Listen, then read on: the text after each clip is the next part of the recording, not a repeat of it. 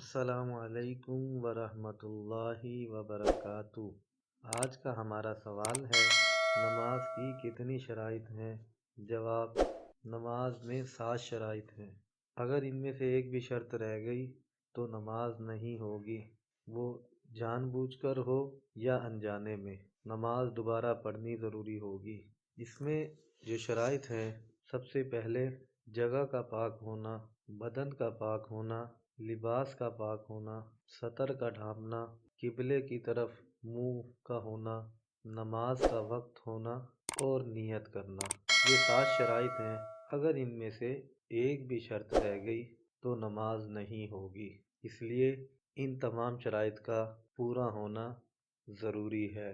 اسی کے ساتھ ساتھ نماز کے فرائض ہیں کہ نماز کے فرائض کتنے ہیں؟ نماز کے 6 فرائض ہیں۔ نمبر 1، تکبیر تحریمہ کہنا یعنی اللہ اکبر کہنا۔ نمبر 2، قیام کرنا۔